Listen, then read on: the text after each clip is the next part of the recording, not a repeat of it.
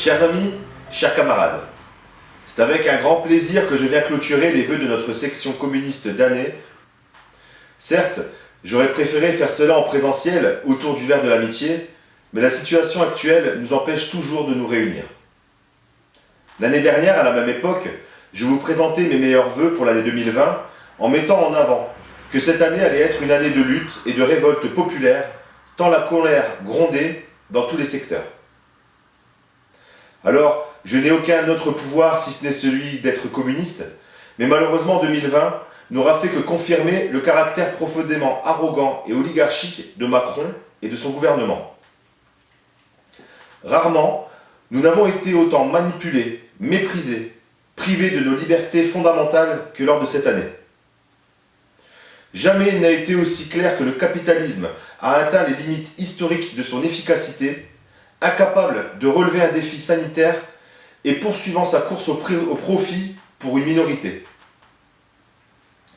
Nous ne pouvons plus accepter de sacrifier des vies pour l'économie. Les invisibles, qui étaient l'année dernière le public prioritaire pour ceux qui nous gouvernent, sont aujourd'hui 100 millions de plus.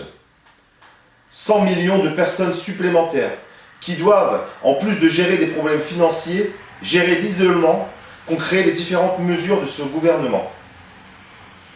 Je profite d'ailleurs de ce moment pour saluer et apporter mon soutien aux personnes âgées et ceux qui les accompagnent. Les personnes âgées qui sont, malgré ce qu'on peut entendre, les grands oubliés de cette crise économique et sanitaire. Combien ont sombré dans la dépression? Combien ont développé une maladie cognitive liée à la perte de leurs habitudes et de leurs repères? Combien aujourd'hui ont pu se connecter sur Internet dans un territoire comme le nôtre qui souffre d'une fracture numérique pour se faire vacciner et tenter de retrouver une vie sociale?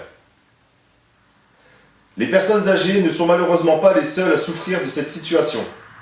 Les enfants, les étudiants, les soignants, les malades, les commerçants, les travailleurs, les personnes victimes de violences conjugales, tous sont concernés par les répercussions de cette crise sans précédent.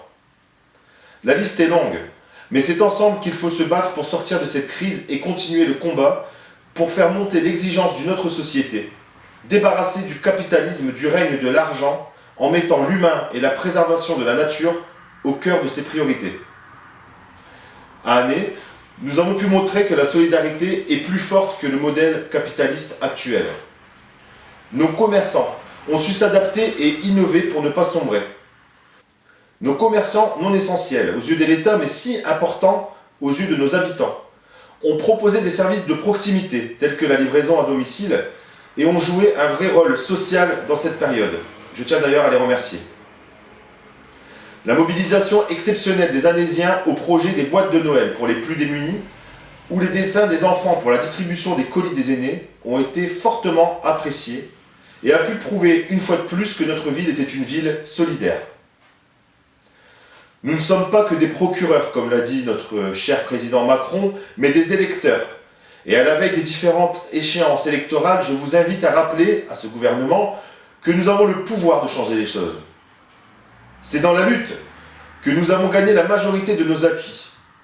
La France a tant besoin de communisme. C'est grâce à la révolte du peuple que nous avons gagné la semaine des 40 heures, les congés payés, des augmentations massives de salaires, la conquête de nouveaux droits pour les travailleurs à l'entreprise et j'en passe. Ces combats et ces victoires soulignent le rôle décisif de l'engagement de tous pour le progrès et le bien-être de la nation.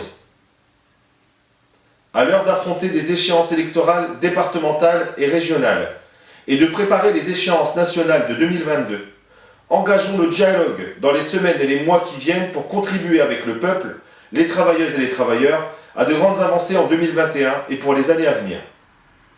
Les raisons de lutter et de se mobiliser restent nombreuses, tant les injustices et les inégalités sont partout autour de nous. Faisons donc en sorte que cette année soit l'année de l'espoir, et je vous souhaite à toutes et tous, ainsi qu'à ceux qui vous sont chers, une excellente année. A très bientôt, je l'espère, et prenez soin de vous.